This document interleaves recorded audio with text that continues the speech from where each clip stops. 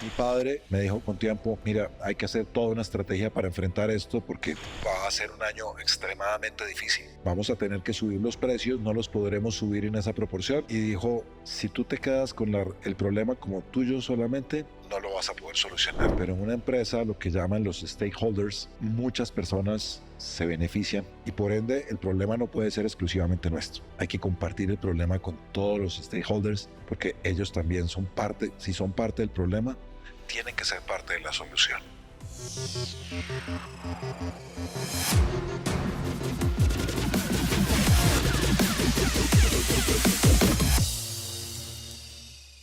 Carlos, siempre puedes ganar más plata, no más tiempo. Gracias por su tiempo, un placer.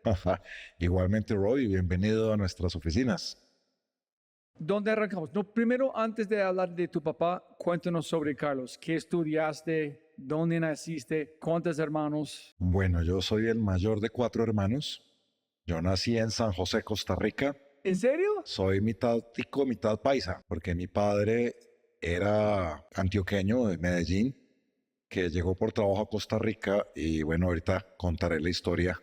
En su primer día de trabajo conoce a mi mamá, una niña de 19 años, y en ese momento y se enamora y bueno, entonces se casan en Costa Rica. Dos de mis hermanos nacimos en Costa Rica y los otros dos en Guatemala. Yo viví 2 años en Costa Rica, 8 en Guatemala y llego a los 10 años a Colombia y de eso hace un rato. Y bueno, más colombiano que la arepa. Y es como, eso es casi una vida en un momento militar, ¿no? De país a país o gubernamental. Así es, mi padre trabajaba con Naciones Unidas y tenía responsabilidades en Centroamérica, por eso nazco en Costa Rica y luego crezco en Guatemala. Y el día en que se retira, que es lo que justamente da origen a esta historia empresarial, pues llegamos a vivir a Colombia. Soy ingeniero civil, estudié en la Universidad de los Andes, hice un máster en ingeniería civil en los Andes también y me iba a ir a estudiar a Estados Unidos. Tenía la posibilidad de estudiar o en MIT o en UC Davis y entré a trabajar a esta compañía por 3 meses y de eso hace 36 años. Han sido largo esta pasantía. Sí, si arrancaste como practicante ya un poquito. Oye, una preguntita. ¿Por qué escogiste estudiar que estudiaste?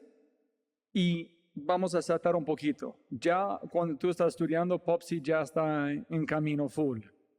Así es, mira, yo estudié ingeniería, la compañía había nacido hace unos pocos años. Yo decidí ser ingeniero civil sui generis cuando tenía 7 años de edad, porque estábamos en una carretera, nos tocó parar y me tocó ver cómo unos bulldozers movían materiales, otros asfaltaban y me pareció maravilloso. Le pregunté a mi padre quiénes hacían eso y dijo que los ingenieros civiles. Y en su época, él decía que los ingenieros civiles eran personas muy versátiles, que él conocía ingenieros civiles que habían sido gerentes de empresa, presidentes de la República, y a mí eso me sonó muy interesante. Hacer carreteras y estudiar y tener la posibilidad de llegar a hacer otras cosas, pues me pareció maravilloso y nunca pensé más en qué otra cosa estudiar que ingeniería civil y así tomé la decisión, aún existiendo la compañía. ¿Y disfrutaste la carrera? Muchísimo, al punto que hice mi magíster en ingeniería civil y me iba a ir a hacer mi Master of Science en Estados Unidos. Mi vocación seguramente es ser profesor y entré a trabajar por 3 meses a una pequeña compañía que tenía 4 heladerías porque no conseguía trabajo en ingeniería de medio tiempo y por 4 meses.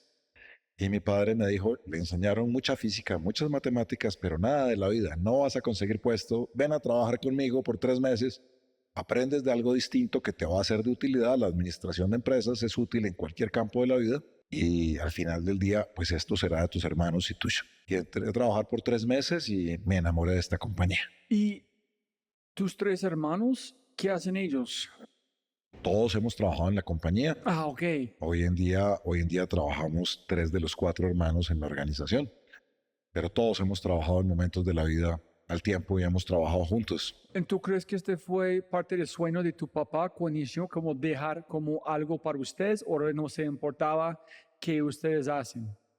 Mira, él, un hombre muy adelantado a su tiempo, un hombre extraordinario, nos dio libertad de estudiar cada uno lo que quisiéramos, no influyó en nada. A mí jamás me dijo, estudia administración, economía, ven a trabajar al negocio. No, cuando ya era profesional, me dijo, están abiertas las puertas para que trabajes porque no tienes trabajo en otro lado. Y así fue con mis hermanos. Él, un soñador, pensaba en grande. En el primer año registró la marca en Venezuela y en Ecuador pensando que algún día llegaríamos a estar en esas geografías. Antes de abrir su segunda tienda ya tenía la marca registrada en otros países. Entonces él era un visionario. Y una pregunta ya, Carlos, qué pena. ¿Qué estudió su papá? ¿Cómo fue sus padres? ¿Él fue un bicho raro en la familia o él aprendió esta visión, estos valores de otras personas? Bueno, mira, mi abuelo era ganadero, tenía fincas de ganado, eran mi abuelo paterno, eran 12 hermanos, mi padre el quinto hermano, y sus hermanos hombres mayores, uno fue un abogado muy reconocido, el otro fue un empresario independiente que tuvo éxito en diferentes negocios, pero mi abuelo, pues siendo ganadero era empresario, llegó a tener una finca muy grande hecha a pulso en la época en que las fincas se abrían a machete y así él hizo unas fincas muy grandes con su trabajo. Y pues como ganadero era empresario, tenía todos los riesgos de tener un negocio de invertir, comprar ganado, insumos, vender, ganar a veces, perder a veces. Y creo que eso mi padre, haber crecido en ese ambiente, pues le dio alguna base para hacer negocios, porque él era economista. Él trabajó en Naciones Unidas 16 años. Antes de eso fue director de presupuesto en el Ministerio de Hacienda y director de valorización en Medellín. Fueron los dos cargos que ocupó antes de llegar a Naciones Unidas. Pero todos cargos técnicos como economista, lejos de los negocios. Y a sus casi 50 años es cuando decide ser emprendedor. En serio, 50. ¿Cómo se llama su papá? Se llamaba Álvaro Londoño Ángel. También mérito de mi madre. Mi madre, repito la historia, se conocen en el primer día de trabajo mi padre en Costa Rica. Mi madre estudiaba ingeniería agrónoma. Era la primera estudiante mujer de ingeniería agrónoma. Cuando estaba en su segundo año, ella fue escogida reina universitaria, que en Costa Rica la reina universitaria era la reina del país, era la señorita Costa Rica. Entonces, ella estando señorita Costa Rica, mi abuelo materno tiene una quiebra.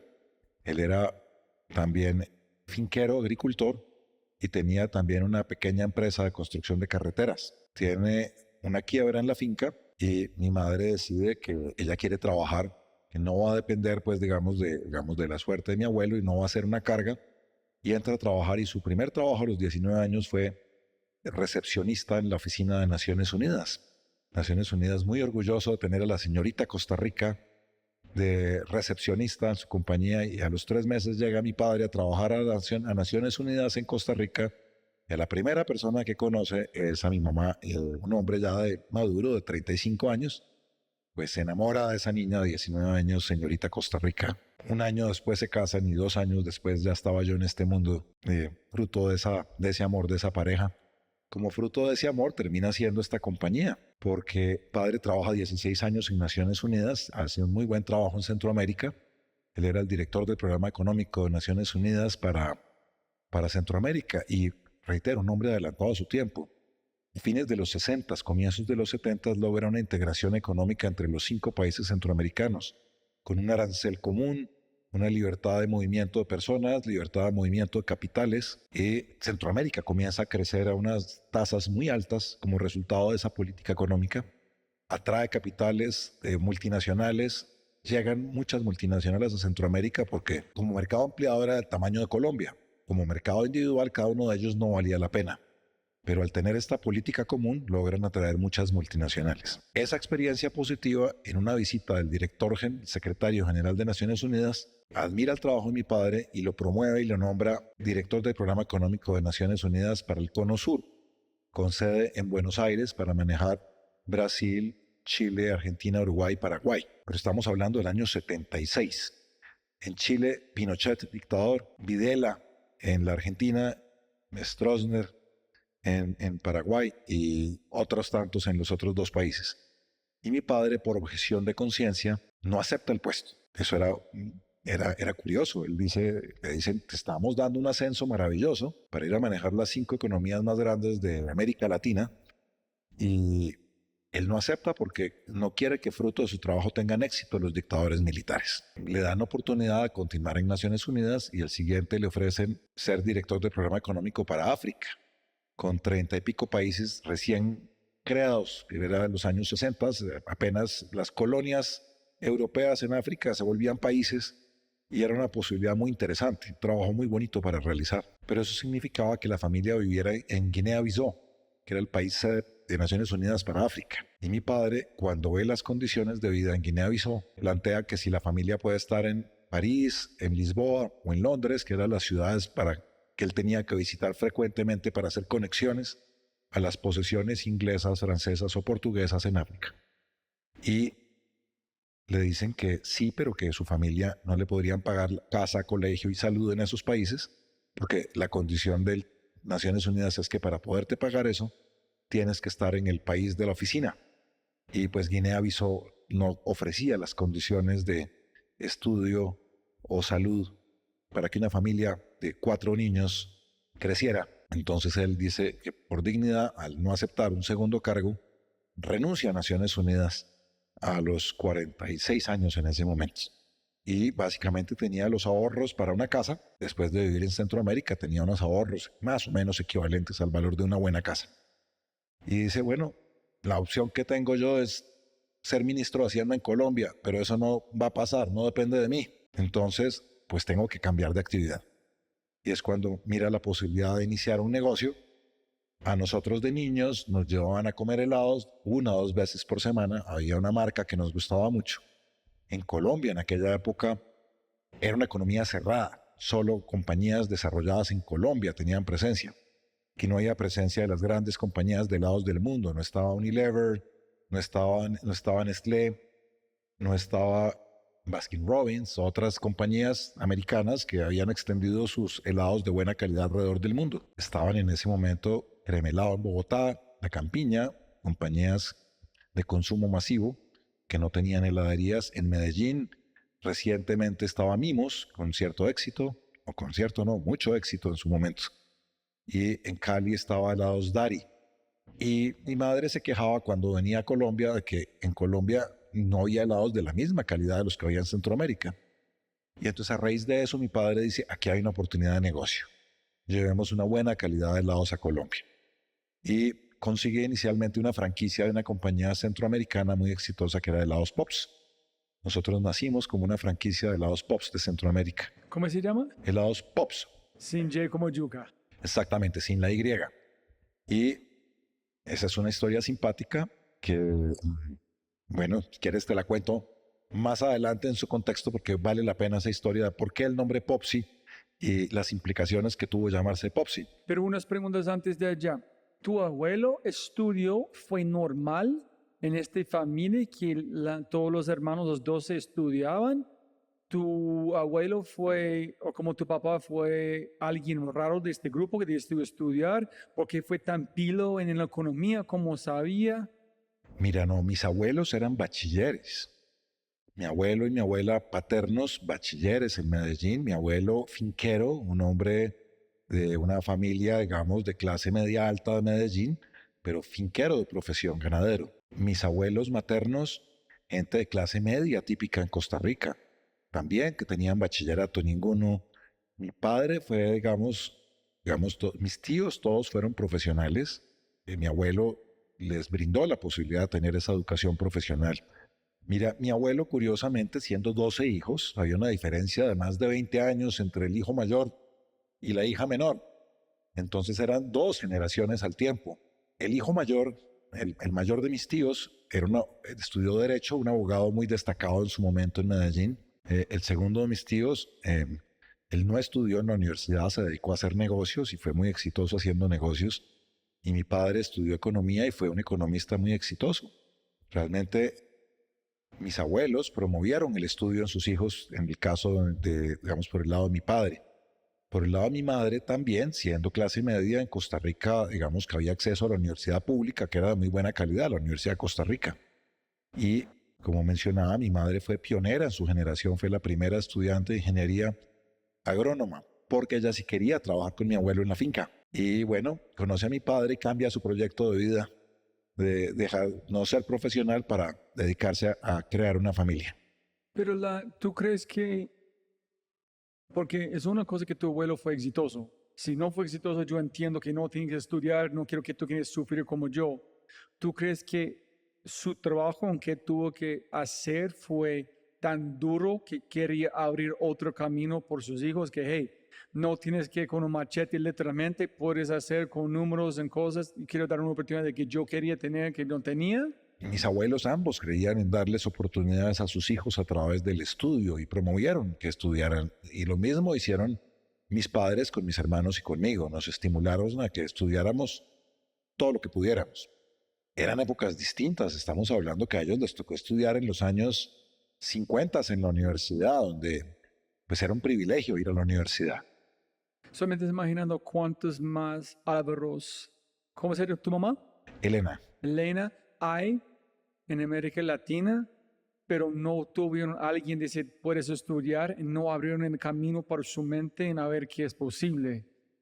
así es, realmente pues, ellos y mis hermanos y yo pues somos privilegiados al venir de dos familias que veían en la educación un valor muy importante y en promover que realmente sus hijos pues fueran profesionales más allá de los negocios de familia que pudieran haber. Colombia en esa época era un país eminentemente campesino, donde claro, sí había algo de industria, pero la mayor parte de la población vivía en el campo y vivía del campo. Y en Costa Rica ni se diga. Costa Rica, por supuesto, que era una economía agrícola que tenía poca industria y pocos servicios también. Acceso a una educación y tener una buena familia es como un superpoder, ¿no? Esas dos cosas combinadas, casi no hay techo por un ser humano a veces. Así es, realmente quienes tenían acceso a la educación, la mayoría terminaban siendo personas exitosas porque tenían una ventaja competitiva con relación al resto de la sociedad. Eso ha ido cambiando, gracias a Dios, ha cambiado con los años y la Colombia que tenemos hoy, con las dificultades que tenga, es muy distinta a la de hace 2 generaciones y a la de una generación. Otro mundo, es otro Sí, planeta. sí, yo estoy en total desacuerdo con esas personas que dicen que ha habido 200 años de engaño, 200 años de frustración, porque no es así. Tenemos problemas, pero lo que hemos evolucionado como sociedad es increíble. Lo que le tocó vivir a nuestros abuelos o a los bisabuelos de los jóvenes de hoy, porque pues yo ya soy un hombre maduro, pero a los bisabuelos de la generación de hoy, a los abuelos de la generación de hoy, era otro país completamente distinto. Hoy Colombia es un país que teniendo diferencias ofrece grandes oportunidades. Aquí en la compañía que dirijo es muy grato ver cómo personas de orígenes sociales muy sencillos, de estrato 1 y 2, son profesionales hoy. Y aquí se les abre las puertas por parejo a todos. No importa realmente cuál sea su origen, desde que sean personas, buenos seres humanos, y hagan bien su trabajo, llegan a posiciones maravillosas. ¿Por qué tú crees que él llegó dijo helados, no otro negocio más con números, no cómo armar su propio? Mira, él tenía vocación industrial, tenía vocación también de comerciante, porque pues había visto eso realmente pues en su padre como ganadero. Y exploró negocios, no fue también vio la posibilidad de traer una compañía de pollo frito tipo frisbee, que en esa época hubiera sido simultáneo con frisbee de haber entrado.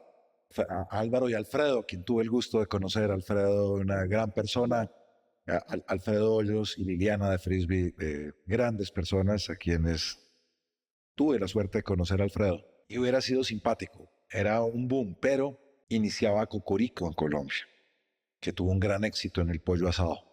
Él dice, en el pollo ya hay un primer jugador que tiene una ventaja competitiva, en helados no. Entonces más bien voy por el lado de los helados que por el lado del pollo. Y también que la inversión en el pollo era más grande y le tocaba obtener un crédito. Con los helados, inicialmente, pues con los recursos que tenía, digamos que le alcanzaban para iniciar la fábrica. Ya después con el tiempo ya no fueron así porque se demoró 4 años montando la fábrica y abriendo la compañía, porque era muy difícil hacer empresa en Colombia en aquellas épocas. Entonces, conseguir los permisos de importación de la maquinaria le significó visitar como 40 empresas en diferentes ciudades del país consiguiendo certificados de que no producían la maquinaria para hacer helados, para poder importar, porque había escasez de divisas, y entonces limitaban mucho las importaciones.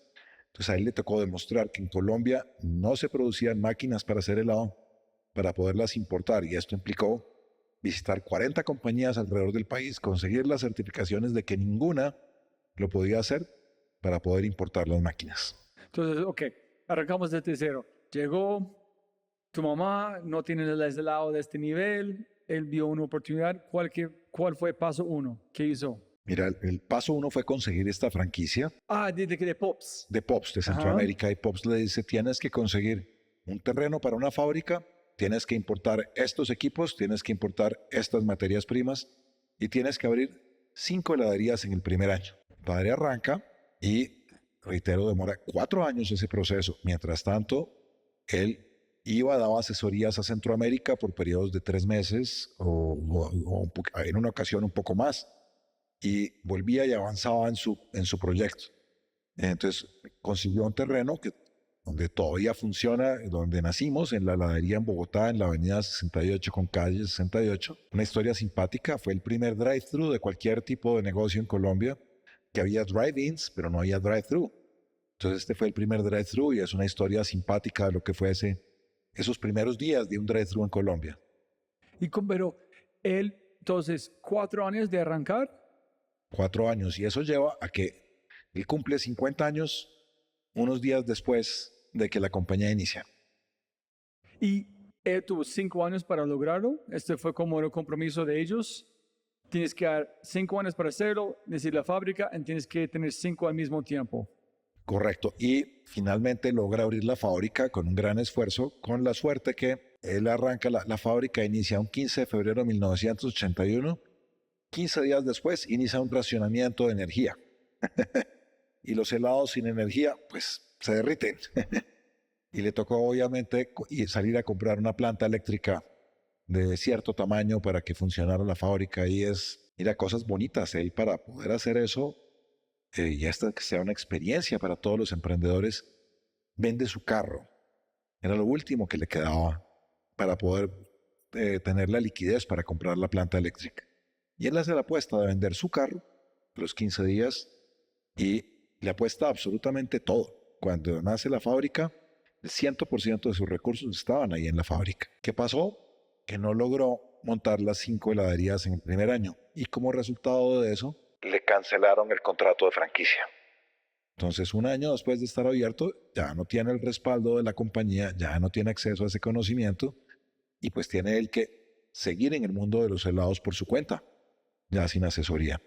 Y se dedica a estudiar muy bien la fabricación de helados y termina hoy en día con un helado de mucho mejor calidad que lo que tenía esa compañía de la cual compró la franquicia. 3 preguntas allá, Carlos. Entonces, 4 años sin vender nada, solamente permisos como parte de abogados, buscando espacio para la fábrica, la material, construirlo. Exactamente, sí. Él fue invirtiendo literalmente toda su plata 4 años sin la capacidad de vender. Fue all in. All in, tal cual. Todos los chips en el table. Tal cual. Y nunca en una conversación con tu mamá, hey, no más, renuncias, haz algo más allá, ni un día decidió no más, eso no vale la pena. Mira, afortunadamente era un compromiso de los dos, porque mi madre juega un papel también muy importante en la compañía, un apoyo incondicional para mi papá, y después, cuando la fábrica arranca, también juega un papel fundamental. Ella, con un gran talento para la cocina, es una chef extraordinaria, por vocación, no por formación. Y buena parte de los helados nacen con las recetas de mi madre, que recibe las recetas, pero las mejora y le da su toque personal, y entonces hizo que los helados desde el primer día tuvieran unas recetas extraordinarias que además con el paso de los años fueron mejorando, en la medida en que ambos fueron conociendo más del mundo de los helados, haciendo cada vez mejores helados. Entonces, si yo entiendo, toda la plata que tu papá invirtió inicialmente básicamente fue a pagar el Pops por una maestría de estudiar cómo funciona el mundo de helados. Entonces dijeron, nomás graduaste, suerte, porque no regaló nada más. Solamente acceso a producto en conocimiento, pero no más. No más, no más. Y como se termina tan rápido el contrato de franquicia, pues realmente todo el conocimiento de cómo armar una cadena de heladerías lo tuvo que desarrollar por su cuenta. ¿Y el Lado Pops todavía existe? El Lado Pops todavía existe, son Ah. unos colegas muy queridos. ¿Son colegas? Claro, claro. Hoy yo, en día pertenece al grupo Nutresa. yo pensaba que eso vamos a listo. Vamos a ir con Pops y vamos a conquistar donde... No, tenemos una magnífica relación con los amigos de Nutresa. Ok, pero renuncia nunca fue en la mesa por su papá. Mira, no. Mi padre solamente una vez dio una charla para un grupo de empresarios de familia y le preguntaron si todas esas circunstancias, si no le dio miedo fracasar. Y mi padre hizo silencio unos segundos largos y llega y dice, no, fracasar no era una opción para mí. Tenía 4 hijos y la única opción que tenía era salir adelante. Y como la única opción que tenía era salir adelante, pues no me dio miedo nunca fracasar, porque para fracasar para mí no era una opción. Y como no era una opción, pues no me dio susto. Mira qué lección tan linda para todos los emprendedores. Y es tener tal fe en sí mismos que el fracaso no sea una opción. Sí, cuántas más puertas abren gracias a no tener como el miedo.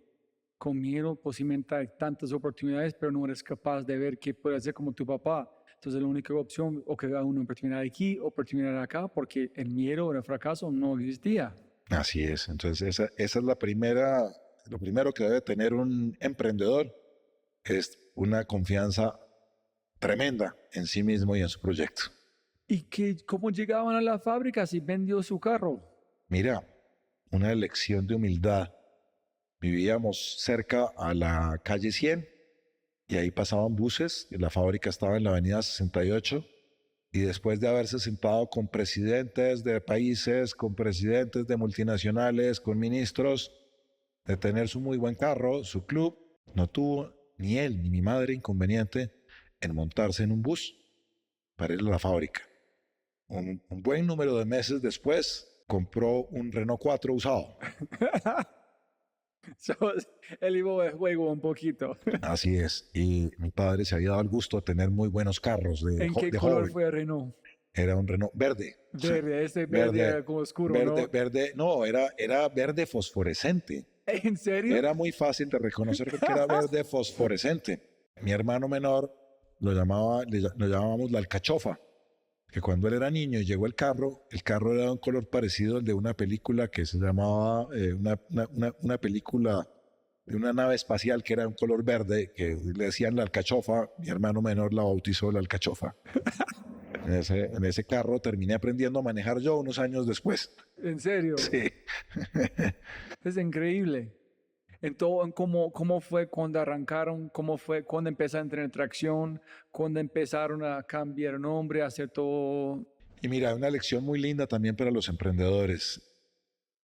Vale la pena los sacrificios, porque lo material va y viene. Y esa fue la gran lección que algún día nos dijo mi padre después.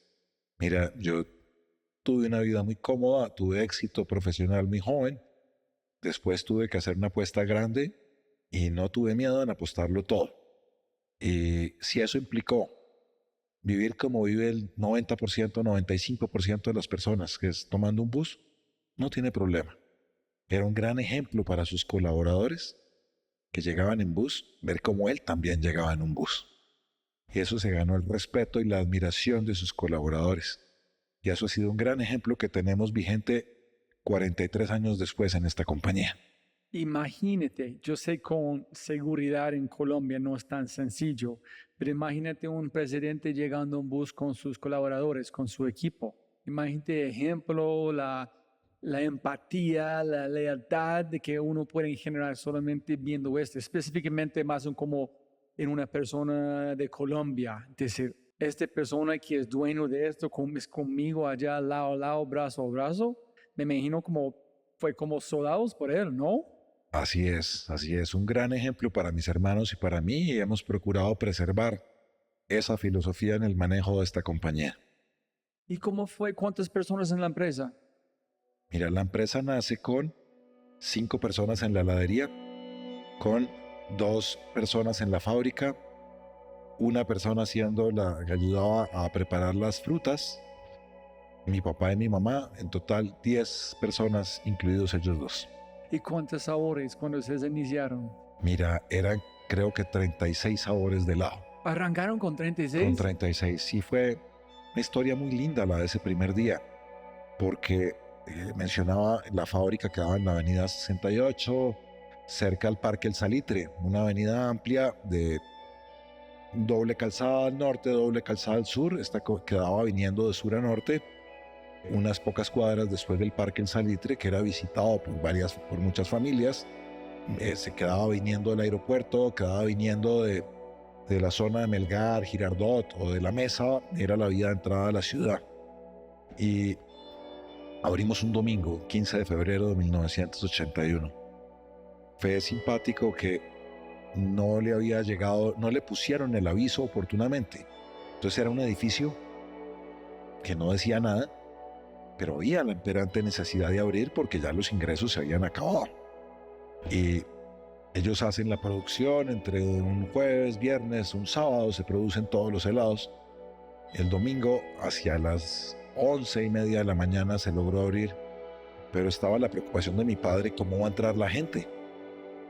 Y entonces yo tenía en ese momento 15 años, no, tenía 14 años, yo estaba por cumplir 15 y mi hermano 12. Y pues se nos ocurrió con la mesada, los ahorros que teníamos en el Marranito, ir a comprar plásticos de colores y fuimos e hicimos unos banderines grandes de colores y rodeamos el edificio de banderines y cogimos e hicimos un palito cada uno con banderines. Como tenía drive-thru, la gente pasaba y veía y nos veía a nosotros allí, preguntaba qué hay y decía, es una heladería nueva. Y los vecinos también habían visto eso y estaban atentos. Entonces apenas se levantó la reja, que había una reja para abrir la heladería, había tal vez una familia al frente, entró, compró los primeros helados, se sentaron a comer afuera, llegaron otros vecinos, un carro paró, le dijimos que había el drive-thru, los llevamos al drive-thru y para tomar los pedidos había unas cornetas. Y claro, pues no había habido tiempo a probar las cornetas o algo y cuando se tomó el primer pedido estaban a todo volumen. Entonces los vecinos de 2 cuadras a la redonda escucharon el primer pedido de helados de vainilla y teníamos sabores exóticos. Teníamos helado de crema de limón, que era muy exótico en aquella época, helado de nuez pecan, helado de pecan pie, pues nadie sabía qué era eso. En Colombia se conocían 4 o 5 sabores y llegar con 36 y entonces llegar y decir que había milkshakes, había sundaes, la gente le causó mucha curiosidad y comenzó a llegar gente. Para hacerte la historia larga, corta, en un momento determinado se llegó a ver una cola de 40 carros para entrar al drive-thru el primer día. 40 carros en cola para entrar al drive-thru. Ese día se nos olvidó almorzar. Mis padres, ni se diga, los colaboradores, ni mi hermano, ni yo, inclusive tal vez el tercero, que tenía 9 años, también algo ayudó. Y fue un día muy lindo. Creo que nunca en la historia, a pesar de que hemos vendido muy bien, se ha logrado tener un récord de ventas como ese día. Felizmente se agotó la producción. Todo lo que se había hecho se vendió. Y ese día lunes no se pudo atender porque tocó volver a hacer los helados. Y gracias a Dios, desde ese primer día, pues ha sido una gran aceptación por parte de todos los bogotanos y posteriormente los colombianos. Y hemos estado ininterrumpidamente atendiendo durante 43 años. Qué increíble los recuerdos de ese día, ¿no? Así es, Los colores, los sonidos. Así es. Se quiero satarme en su cabeza para estar allá. Suena increíble. Sí, mira, hay una foto tomada no mucho tiempo después, ya con el aviso puesto de la heladería un domingo completamente llena de carros, que la publicaron recientemente en una página, tal vez en Twitter, alguien que es Bogotá de los 80s o algo así. Y cientos de amigos me la mandaron de haber visto, tuvo miles de reproducciones ese tweet. Y sí, ha sido simpático recordar esas épocas. ¿Cómo funciona el drive-thru? ¿Fue como una tienda de verdad? Pero si tú estás como levantando una puerta, se ve como un garaje, una fábrica, como ¿dónde estaba el drive-thru? Realmente era una fábrica que tenía venta en el drive-thru con 2 ventanas y tenía un punto de venta de fábrica. No había sillas, no había mesas, no había nada. Para comer tenías que comer había un jardín y te sentabas en la jardinera, así le decíamos, a comer helado. No, eso ya con el paso del tiempo vinieron ya mesas y sillas, pero en los primeros días no lo hubo. Mira, había una calzada interna que daba la vuelta a la fábrica y más o menos cabían unos tal vez 9 o 10 carros alrededor de la fábrica. Tú tenías que hacer la cola atrás de otro carro, esperar que el carro de adelante hiciera. Había 2 ventanillas. En una te tomaban el pedido y te cobraban, y en la siguiente te entregaban el pedido. Más o menos la experiencia, si tú llegabas y no había cola, en 3, 4 minutos seguías tu camino con el helado ya listo para comer. Pero hubo gente que hizo colas de 1 hora. Eso fue todo un fenómeno. Ir a comer helados en el drive-thru de Popsi de la avenida 68. Wow, wow, wow. ¿Y por qué las tantos sabores? Mira, 2 cosas. Uno, como era una franquicia, la compañía matriz tenía un buen número de sabores. Y por el otro lado vino la creatividad de mi mamá, que resolvió que podía sacar sabores nuevos. Por ejemplo, en Colombia, nosotros tenemos un helado en el cual hemos sido pioneros, que es lo que llamamos las nieves, que son helado de fruta en agua, pero con la textura de un helado, textura cremosa de un helado. No es paleta de hielo, no, esto es con textura cremosa. Y se presta mucho para sacar sabores de frutas. Pues en esa época salimos, hoy en día tenemos 3 sabores, pero en aquella época nacimos con la nieve de mandarina, que es un icono nuestro, nieve de limón, nieve de mora, nieve de piña y cosas exóticas. Había una fruta que era el mamey. Y mi mamá desarrolló una nieve que pues, no se conocía en Centroamérica, pero aquí en Colombia sí. Una nieve de mamey. Y había otra nieve de frutos tropicales, que era una mezcla de frutos. Y así, también en los sabores de helado de crema, te digo, teníamos sabores exóticos. Teníamos el helado de chocolate con almendras, el helado de pecan pie, helado de pistacho, que eran absolutamente desconocidos en Colombia. Era la primera vez que en Colombia se vendía un helado distinto a vainilla, fresa, chocolate o ron con pasas, creería yo. Pioneros en sabores también. Pioneros en sabores, sí.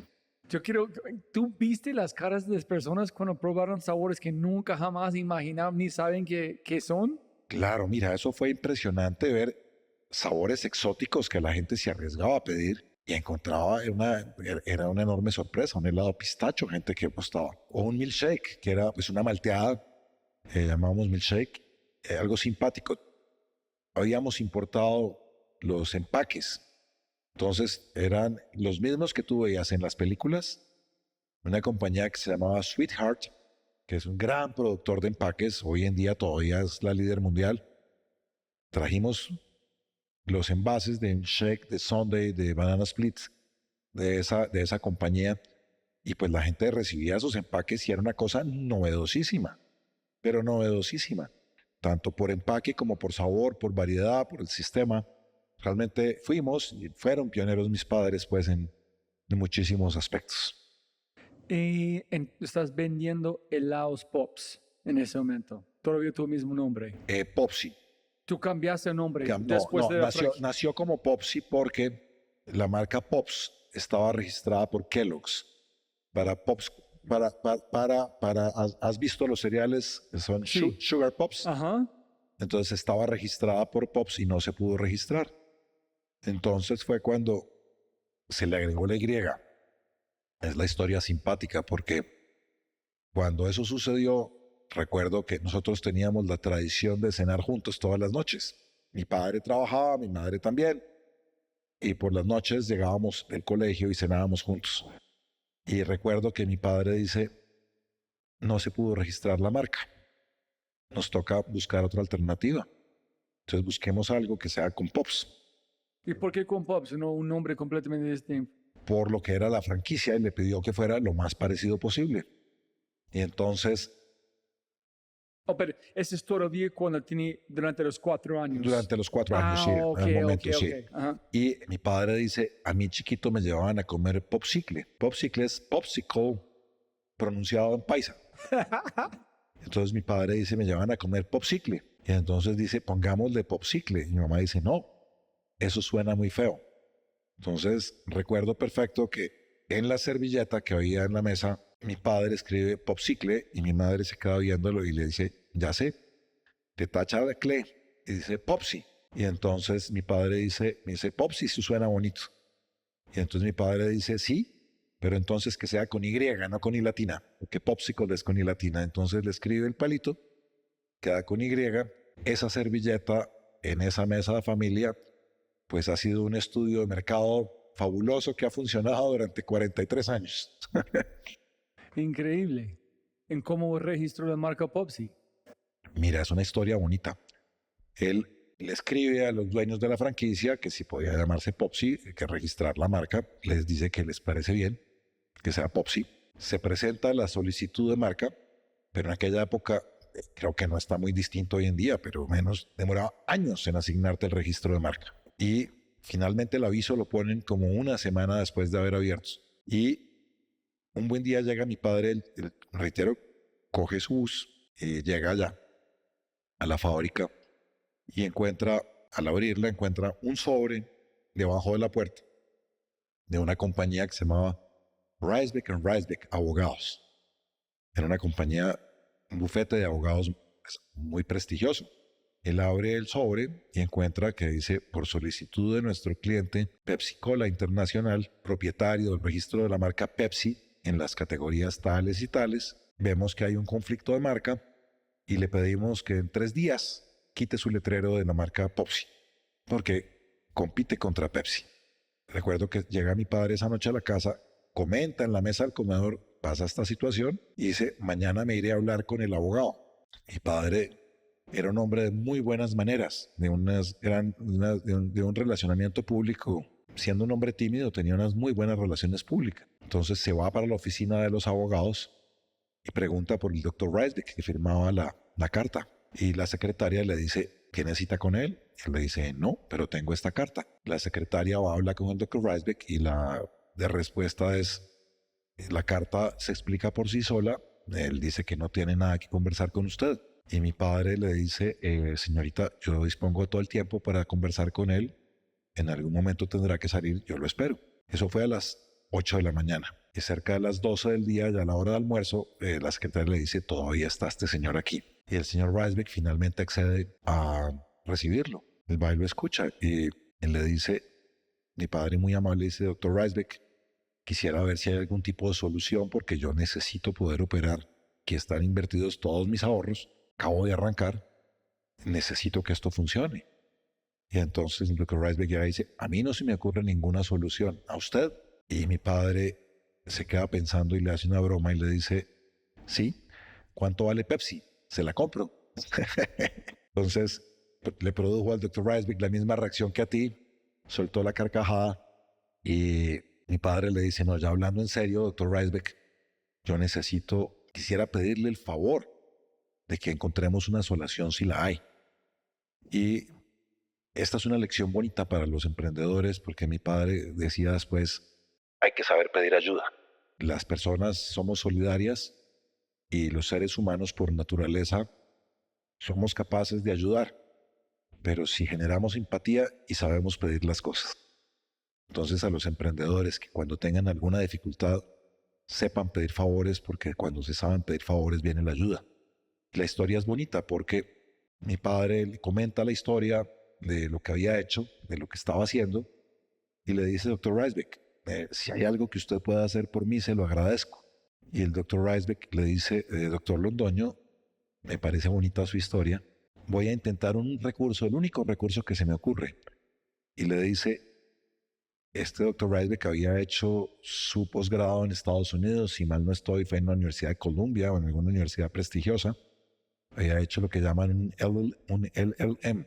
Y uno de sus compañeros de universidad, 30 años antes, era en ese momento el director jurídico de PepsiCo Internacional. Y por eso era que le habían dado el manejo de la cuenta de PepsiCo al Dr. Reisbeck en Colombia. Y él le dice, yo le voy a escribir a mi amigo pidiéndole un favor personal, y es que coexistan las marcas Pepsi y Popsi, donde usted, doctor Londoño, se compromete a no fabricar bebidas gaseosas y PepsiCo Internacional se compromete a no fabricar helados, y de esa manera pueden coexistir en la categoría. Le dijo, no le garantizo nada, es la única opción. Mientras tanto, le autorizo, asumo el riesgo de mantener el letrero puesto. Y 6 meses después, un buen día, recibí una llamada a mi padre diciéndole que el doctor Reisbeck lo espera en la oficina, y felizmente le informa, dice, tuvimos éxito, nos han autorizado por primera vez en la historia. PepsiCo Internacional va a hacer un acuerdo de coexistencia de marcas con una microempresa en un país pequeño como Colombia en el contexto de negocios internacional. Y se firmó un acuerdo entre una microempresa colombiana y una gran multinacional como PepsiCo Internacional de coexistencia de las marcas. ¿Tú crees que tu papá fue un poquito preocupado durante los 6 meses? ¿O como tú dijiste, con fe y sin miedo? ¿Qué es? ¿Qué es? Whatever it is. ¿Qué van a pasar? Van a pasar. Sí, él siguió haciendo su trabajo durante esos 6 meses y bueno, no sé qué habría sido si le hacen quitar el letrero. Seguramente habría tenido que salir con otra marca, pero el día, si él hubiera quitado el letrero a los 15 días de haber abierto la compañía, no tenía físicamente manera de colocar otra marca en ese momento. Yo no creo, no recuerdo qué estoico fue, Marcos Aurelius de alguien, pero dijo, la persona que preocupa antes preocupa más. Es que cuando tú sabes que no han pasado, pero tú estás preocupando, pero no han pasado. No ha pasado así. Fíjate que la palabra tiene sentido, es preocupar, es antes de ocuparte. Entonces en español tiene sentido, es preocuparte. Estás pensando en algo antes de ocuparte. Y ahí viene un proverbio que mi abuelo materno decía es, si tu problema tiene solución, ¿de qué te preocupas? Y si no lo tiene, ¿de qué te preocupas? Y es cierto, pasamos la vida preocupándonos por cosas que posiblemente no van a pasar, que si pasan, pues están fuera del alcance, no nos va a cambiar la situación. Ya tienes, ya. Entonces la lección allí para los emprendedores que escuchan este programa es usen las energías en lo que está a su alcance que pase, no en aquello en lo que no está a su alcance. Genial. ¿Y cuál es la historia de un cono doble? Mira, años después, ya esta me tocó a mí, la compañía nace en el año 81, yo entro a hacer mi pasantía de 3 meses en febrero del año 88, 7 años después. Ya teniendo yo 10 años en la compañía, ya mi padre generosamente me había dejado al frente de la empresa. McDonald's llega a Colombia en el año 95.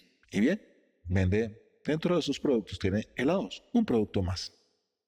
Pero en un cambio de estrategia, cuando McDonald's tiene, creo que eran 8 restaurantes, algo así, no tenía más que eso. Muy exitosos, claro. Decide, un helado vale 2.500 pesos en ese momento. Un helado nuestro. McDonald's decide bajar el precio de sus helados a 500 pesos. Entonces, y sale un comercial de televisión que decía, una moneda de 500 es un helado en McDonald's. Una moneda que rueda por la calle y se va por una alcantarilla y cambia en el foco a un helado muy provocativo que dice, una moneda de 500 es un helado en McDonald's. McDonald's comienza a tener colas de cientos de personas desde las 9 de la mañana hasta las 9 de la noche, comprando helados, vendiendo cientos de miles de helados en 8 puntos de venta. Claro, la percepción de producto, cuando un producto vale 2.500 pesos y sale alguien a vender algo aceptable al 20% de tu precio, pues es difícil. Y la historia es bonita porque muy rápidamente nosotros dijimos, bueno, ¿cómo vamos a reaccionar? No nos podemos quedar quietos, porque McDonald's pues, tenía 8 heladerías nomás. Nosotros para ese momento teníamos cerca de 30 en varias ciudades del país. Quizás el impacto de McDonald's no era inminente en esos primeros días, pero a largo plazo, claro que sí iba a ser un problema, especialmente desde el punto de vista reputacional, porque pues la percepción es de que el helado nuestro era muy caro. Y no es que el helado nuestro fuera muy caro, era lo que valía.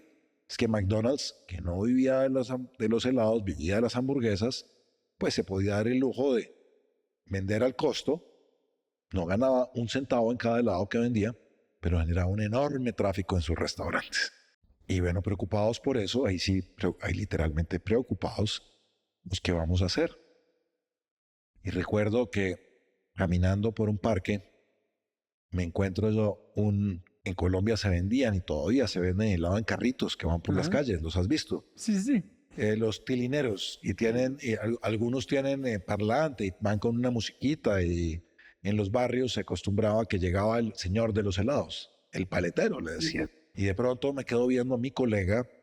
¿Qué hace mi colega? Es un hombre que vende helados, es un colega respetable. Y veo que saca una galleta, amarilla, y sirve dos bolitas muy pequeñas de helado. Y dije, bingo, nosotros vender un helado a 500 pesos no lo podremos hacer, pero posiblemente dos bolitas de helado a 1.000 pesos sí. Y salimos y ofrecimos dos bolitas de helado por 1.000 pesos cuando nuestro helado valía 2.500 pesos.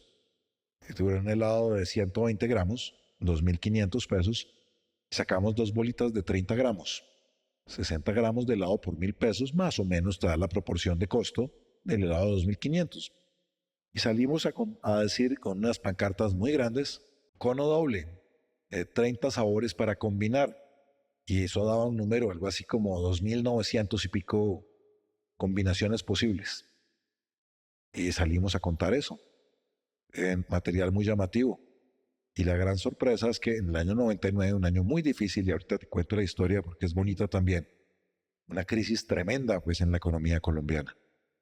Y nosotros fuera de esa crisis que estábamos inmersos, pues llegaba McDonald's y bajaba el precio de semejante manera, si no respondíamos, pues íbamos a estar en serios problemas económicos. Y mira cómo en la inspiración de quien menos pensábamos, de un paletero de barrio, nos dio la idea de un producto absolutamente ganador que cuando salimos a venderlo, realmente multiplicó por 4 veces el número de clientes que teníamos en cada heladería. Y comenzamos a tener las mismas colas que tenía McDonald's, comenzamos a tenerlas en todas nuestras heladerías. Menor precio, con mucho mayor volumen. Y eso nos ayudó a enfrentar la crisis del año 99 de una manera extraordinaria. Hay que respetar a todos los colegas y hay que estar con los ojos abiertos y los oídos despiertos para buscar la inspiración donde menos te la esperas. Que si tú tienes la capacidad de observar, vas a encontrar una inspiración que de otra manera no te va a llegar. Entonces subiste, solamente imaginaste si combinas es igual de un bolite que estás vendiendo, solamente separamos, cobramos el mismo precio, pero ya infinito como combinación de los sabores que tenemos, tenemos mejor calidad, mejores sabores, entonces ya no estamos una competencia de precio, es de valor. Exactamente, y lo has analizado muy bien. Si es que usted tiene un valor 10x mejor, calidad, sabores, todo, ellos tienen como un producto inferior, pero con precio, como dice, aceptable. Así es, así es. Y eso llevó a abrir una posibilidad que no habíamos explorado y es que era una marca de nicho de precio relativamente alto y con esta baja de precio, con este nuevo producto, llegamos a una población a la que no llegábamos antes, expandimos el negocio de una manera muy significativa para la historia que viene, que es como llegamos a ser una cadena nacional. Cuando Colombia, con el presidente Uribe, tiene una gran expansión económica y pasamos de tener 10 centros comerciales en el país a tener más de 200 hoy en día, pues eso nos permitió estar en los centros comerciales de todo el país con una oferta de valor asequible a personas de todos los estratos, ya no solo estratos 5 y 6, sino también de 4, 3 e inclusive hasta estrato 2. Wow. ¿Y por qué tú no fuiste, o como cuando Pablo Escobar entró la violencia? ¿Por qué decidiste quedarte aquí y no irte a regresar? Mira, por múltiples razones.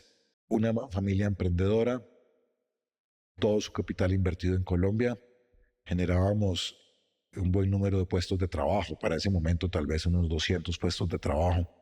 Y ante las amenazas no hay que huir, hay que enfrentarlas y enfrentarlas con valor. A nosotros nos colocaron una bomba, teníamos una heladería en la calle 91 con carrera 15 y a las 2 cuadras estalló un carro bomba que tristemente mató mucha gente en el centro 93, en el año 89. Y la onda explosiva tumbó todos los vidrios de la heladería. Tuvimos suerte que había unos clientes, los vidrios cayeron, no hirieron a ninguno de nuestros colaboradores, no hirieron a ninguno de nuestros clientes, pero la heladería estuvo cerrada varios días mientras se recogían los escombros y se volvían a montar todas las vidrieras. Nos daba un susto un carro bomba en la fábrica, claro. Bendito sea Dios, nunca sucedió. Sí, son los desafíos que hay que enfrentar. No, yo creo que no, creo que Colombia en otros lugares sí es otro mundo. Es cierto, mira, y eso nos ha dado al empresariado colombiano pues unas características únicas en el contexto internacional y es la capacidad de ser creativo, reponerte y enfrentar todas las dificultades y seguir adelante. Eso es lo que ha permitido que este país, con todas las dificultades que ha tenido, pues haya salido adelante. Una pregunta de mi propia curiosidad, ¿por qué ustedes nunca cambian los nombres como Ben Jerry's, basado en las experiencias y las historias de tu familia? ¿Por qué nunca cambian nombres y tienen nombres locos? Mira, y curiosamente, sin conocer Ben Jerry's, yo vine a conocer Ben Jerry's ya tal vez en el año 90 y pico, que fui a una feria en Estados Unidos. Pero cuando recién entré a trabajar, había una copia de Ben Jerry's en Colombia que se llamaba helados Benny's. Oh, ok. Fue muy exitosa en su momento. Y nosotros respondimos sacando un conjunto de copas que fueron muy exitosas y fueron combinaciones de nombres. De hecho, una de ellas sobrevivía, que era un helado con brownie, no un brownie con helado, un helado con brownie, muy elaborado que llamamos Charlie Brownie. Y en aquella época sacábamos el muñequito del Charlie Brown, lo colocábamos allí, en el helado, y vendimos miles de helados decenas de miles de Charlie Brownies. Recientemente, te estoy hablando en el año 88, había habido una película muy exitosa que era Indiana Jones. Sacamos un helado Indiana Popsi, que tenía un sombrerito, el mismo sombrerito de Indiana Jones, lo tenía allí de recuerdo. Sacamos un helado muy grande que tenía, lo llamamos Super Bowl, y tenía una pelota de fútbol americano de recuerdo. Sacamos allí otro que llamábamos con las nieves, que llamamos Mr. Snowy, y era una combinación de nieves. Entonces, pues sí tuvimos nuestra dosis de creatividad. Y después tuvimos una alianza con una cadena radial que fue muy exitosa en fines de los 80 que se llamaba Radioactiva. Fue una emisora que todavía creo que existe, cadena radioactiva, pero era la emisora que toda la juventud escuchaba en muchas ciudades del país. Y sacamos un helado que se llamaba el Radioactivo Popsi. Y tenía como muñequito, efectivamente, un rayo que era como el símbolo, con el símbolo de radioactividad. Y era el de la emisora, el rayo de la emisora, con un simbolito de radioactividad. Y sacamos un eslogan que era una combinación de colores y sabores que pone música en tu boca. Mucho genio. ¿Y cómo fue? ¿Exitoso? Muy exitoso, muy exitoso. Fíjate que curiosamente el hecho de haber quedado solos y haber tenido que aprender por nuestra cuenta, pues nos ha llevado a tener unas dosis de creatividad importantes en la compañía y eso nos ha llevado a ser muy innovadores. Y ahí entro en otra historia que ofrecí contarte. Y es que en el año 2005 tal vez, Nacional de Chocolates, hoy Grupo Nutresa, compró a Mills de Colombia, que era la compañía de crema helado. Y unos poquitos meses después, Colombina, la otra gran compañía de alimentos, compró helados Robin Hood y había comprado helados Liz y las une. Y eso pasó con unos 3, 4 meses de diferencia. Y me entró cierta preocupación de ver cómo rápidamente estas compañías seguramente que tenían múltiples portafolio, digamos que Nacional Chocolates tenía las chocolatías Jet y Jumbo, pero también era compañía hermana de galletas Noel, entonces podía sacar helados con galletas Tosh o galletas Carnaval. Y tenía Colcafé y podía sacar helado de Colcafé. Y Colombina tenía Nusita, podía sacar helado de Nusita o helado de Bon Bon Bon. y nosotros teníamos que responder, pero no teníamos la capacidad de salir a comprar ninguna compañía de dulces ni de chocolates, y además las mejores marcas las tenían ellos. Entonces ahí cuando dije, bueno, tenemos que dar un golpe de opinión un poco mayor.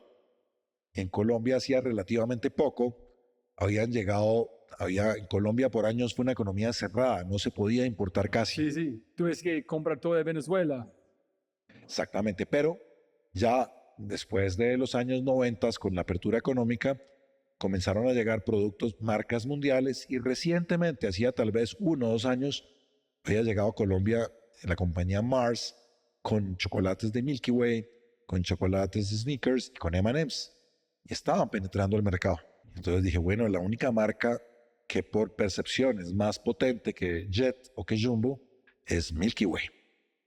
Y dije, no perdemos nada. Me acordé de la experiencia de mi padre de que no se pierde nada golpeando puertas, y en efecto fuimos a hablar con la gente de Mars. Nos recibió una gerente de marca que se llama, porque todavía vive, hace años que no la veo y no sé de ella, y si llegas a ver este programa, te encargo, entremos en contacto. Patricia Fields. Patricia Field, gerente de marca, nos dice, vea, esto pues es muy complejo. Milky Way es una marca muy exitosa, pero en ese momento Snickers no lo era tanto. Digo, yo les puedo ofrecer un in and out, saquemos un helado con trozos de Snickers, no de Snickers, sino con trozos de Snickers para que se pueda hacer No combinado, solamente pedacitos en como pedazos. Sí, vainilla. en el helado, desarrollen ustedes el helado. Y nos dijo, haríamos un in and out por 3 meses. Dijimos, no tenemos nada que perder, hagámoslo. Y sacamos el helado de Snickers y lo brandeamos nuestros puntos de venta con helado de Snickers y lo introdujimos en supermercados. El helado más vendido usualmente de cualquier compañía en el mundo es vainilla. Y de cada 100 helados que se venden, 30, 40 son de vainilla en cualquier compañía y en el mercado.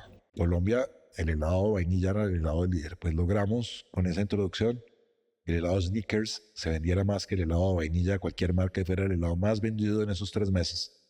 En su momento queda toda una novedad. Y como resultado de eso hicimos un acuerdo de co-branding con Mars Inc., la compañía de chocolates más grande del mundo, y desarrollamos después helado de Snickers, helado de Milky Way, helado de M&M's. Hoy, 20 años después, los conservamos. Con ese éxito fuimos y tocamos la puerta de otra gran corporación mundial que era Kraft. En ese momento, hoy en día Mondelez, no Mondelez en español, pues. Y le planteamos sacar helado de Oreo. Y desarrollamos los helados, no que fuera un helado de vainilla con trozos de chocolate o con trozos de galleta, no.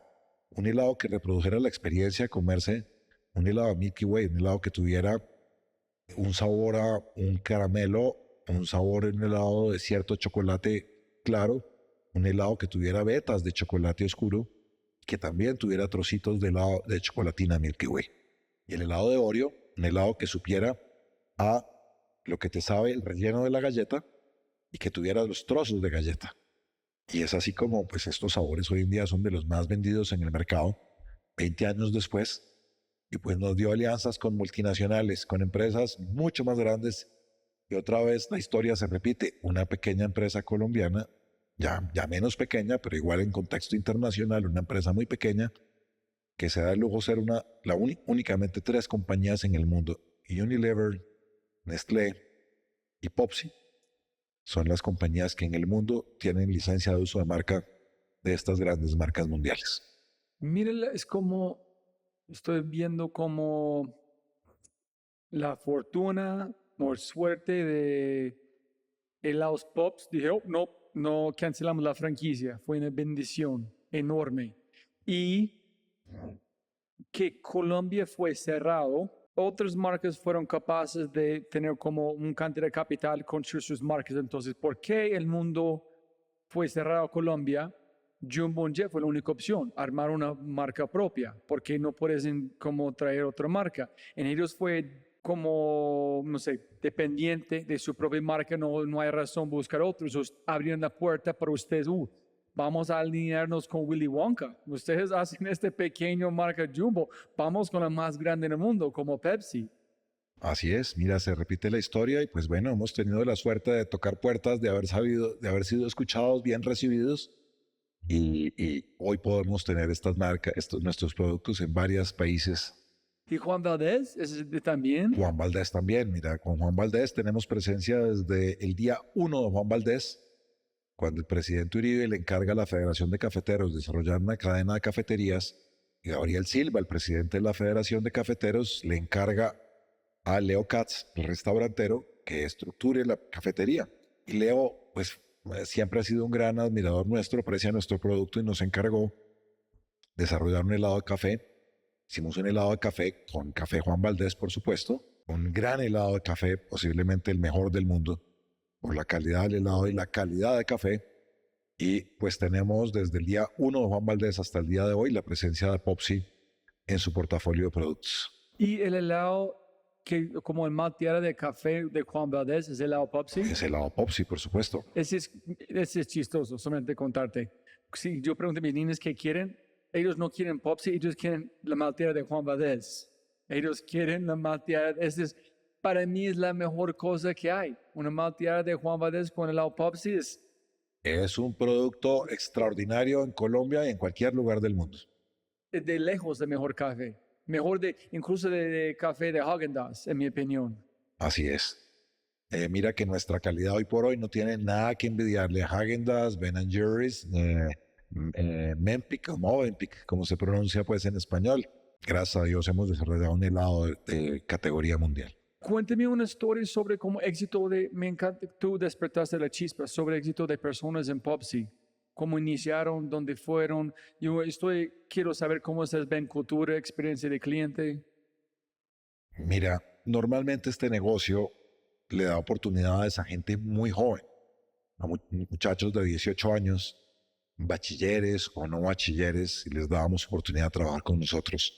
Pero sí hay historias de éxito, mira, pues le hemos dado la oportunidad de trabajar a personas que no han terminado su bachillerato, que con nosotros han estudiado de noche, terminado su bachillerato, les hemos dado posibilidades de ser administradores de nuestras tiendas, han estudiado en la universidad, han tenido la posibilidad de ser supervisores de tiendas, han tenido la posibilidad de ser gerentes de la operación nacional y hoy en día hay alguien nuestro que admiro mucho, que entró con cuarto de bachillerato, hoy en día es administrador de empresas, tiene el mismo MBA que hice yo después, que hice el MBA del INALDE, él tiene el MBA del INALDE y ha tenido la posibilidad de dirigir miles de personas, no solo en Colombia, sino en otros países.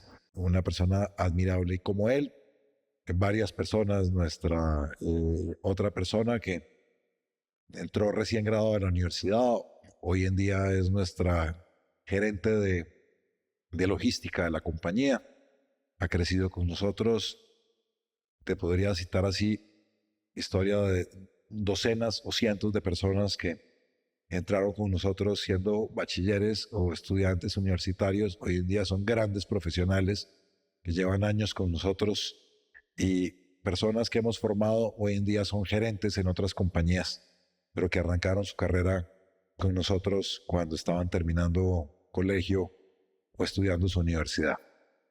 Y esa te digo que es quizás la mayor satisfacción que uno se pueda llevar como empresario. No son los números, cuántos puntos de venta, sino cuántos trabajos generamos, cuántas personas han pasado por la organización, cómo la calidad de vida de esas personas ha mejorado dramáticamente gracias a su trabajo en esta compañía. Y olvidamos una historia de patrimonio de Popsi que debemos tocar. Una historia muy bonita para los emprendedores también. En esa crisis del año 99, una circunstancia muy parecida a lo que está pasando hoy en Colombia. Y es un año donde la economía decreció 5%, un año donde las tasas de interés pasaron de 25% a 75%, un año con una inflación de 30%, una competencia feroz y el helado no tenía IVA, entonces tenía un precio competitivo. Y en una reforma tributaria, mi padre visualizó, dijo, hay riesgo de que le pongan IVA al helado y en efecto lo pusieron, como le pusieron a muchos alimentos.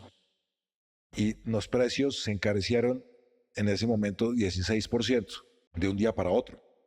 Pero cuando le sumas 16% a una inflación del 30%, tus precios suben casi 50% de un año para otro. ¿En quién van a sufrir?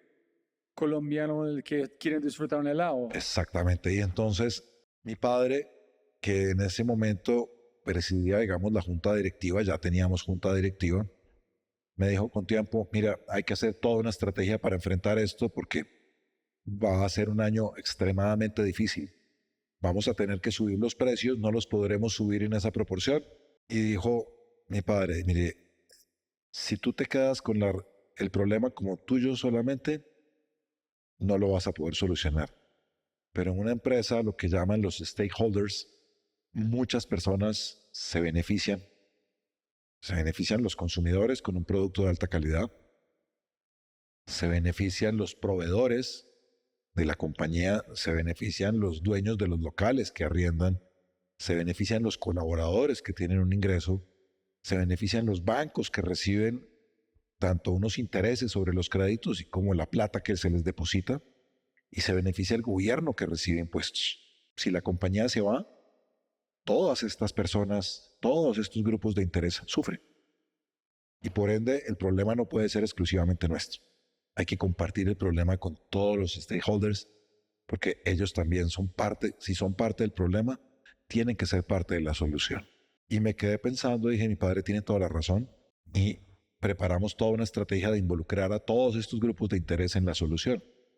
Y es así como con tiempo fuimos a los bancos a decirles, vamos a necesitar una reestructuración de los créditos, vamos a necesitar ampliar los plazos de pago, vamos a necesitar un año de gracia, que no vamos a poder generar capital para pagarles la deuda durante ese tiempo. Fuimos a donde los proveedores a decirles, para poder conservar estos volúmenes vamos a necesitar que no nos suban los precios o no nos los subas en esa proporción y en el tiempo los podremos ir ajustando. Pero si tú me los ajustas hoy, yo no podré vender el helado al mismo precio que lo tengo hoy.